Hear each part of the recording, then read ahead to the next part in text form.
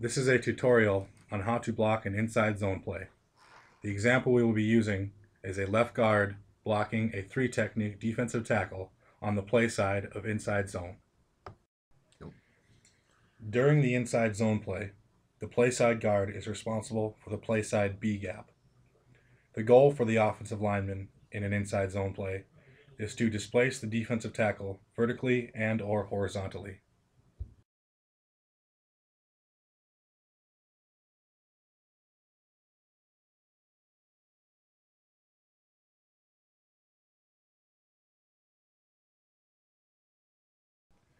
In his stance, the guard's feet should be shoulder width apart with a toe to instep stagger.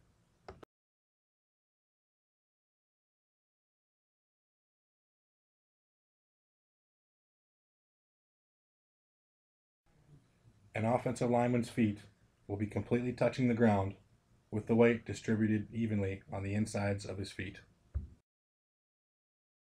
His feet will be outside of his knees and his knees will be outside of his hips.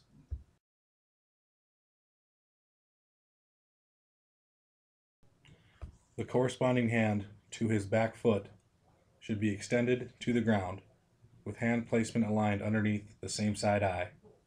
In this example, his left hand is placed directly underneath his left eye.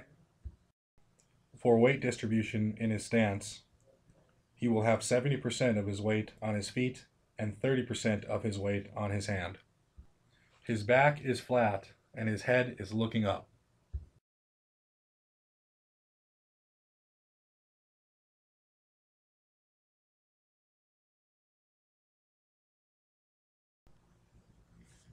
In his stance, the player's base is wider than his hips, resulting in high stability. His center of gravity is slightly over his base.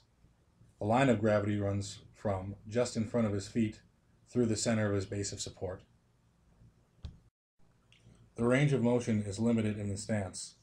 The ankles, hips, and knees will be flexed, with the shoulder, elbow, and wrist extended.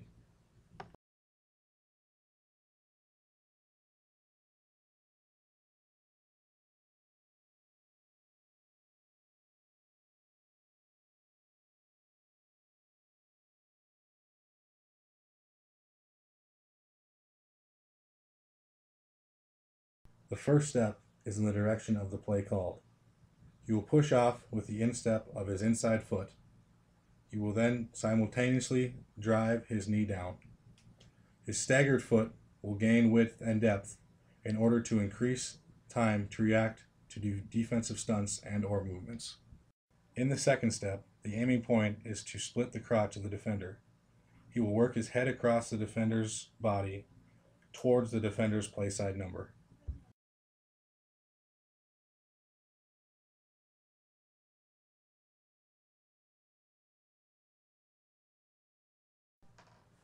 As he takes his first step, he drives his off knee down in order to create a higher horizontal force on the ground, causing a ground force reaction back on his body, moving him laterally. In order for him to move, the magnitude of force against the ground must be great enough to overcome the inertia of his own body. He must have great range of motion in his hips in order to drive his knee down and his back foot to gain width and depth. The force travels from the ground through his foot, knees, and hips, moving his back foot. The act of the first and second steps is sequential.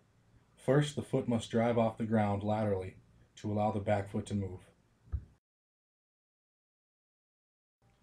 Due to the fact that the foot is completely touching the ground, there is a larger surface area to push off of, creating the potential to generate more energy. His first step must be wide enough to gain ground, but not too wide as to extend his center of gravity, lowering his stability.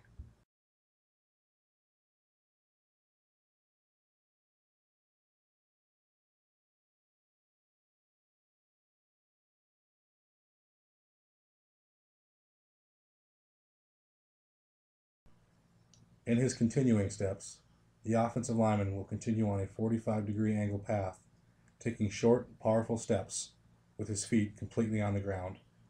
He will walk with his elbows close to his body and his hands close to his midsection.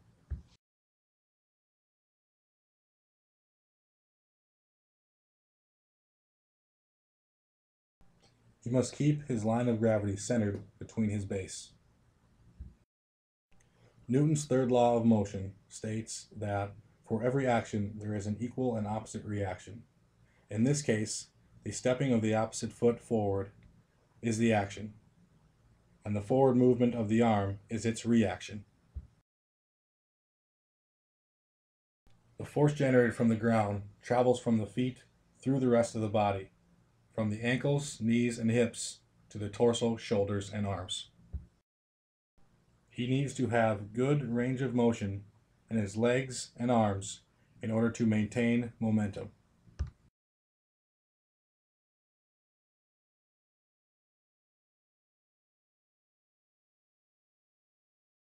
During the contact or punch phase, his arms will begin from a low starting point and drive upward and outward toward the defender's midsection.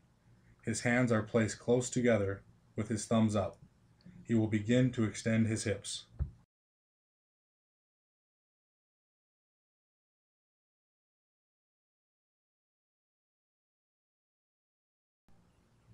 His base of support must be wide enough in order to keep him in balance while he strikes the defender.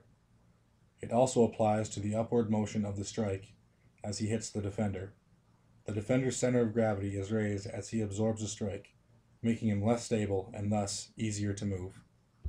In order to punch, the wrists flex and the elbows and shoulders extend. The segments of the body are aligned with the direction of the intended force. The force moves from the feet through the rest of the body to the hands and into the defender. The offensive player's momentum will decrease as he encounters the opposite force from the defender. He must overcome the forward inertia of the defender with a greater force.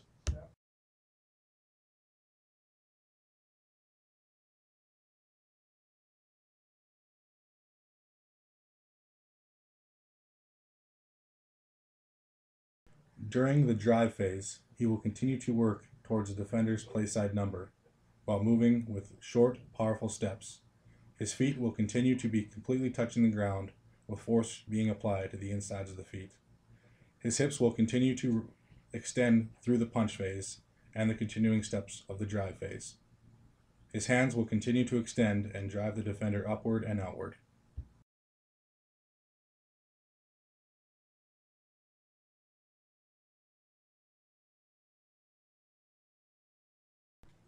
By creating longer contact points at the feet, the force production is higher. The offensive player must maintain a line of gravity through the center of his base, while his center of gravity is slightly forward, putting extra force into the defender, while his punch raises the defender's center of gravity. During this phase, his hips, shoulders, and elbows continue to extend.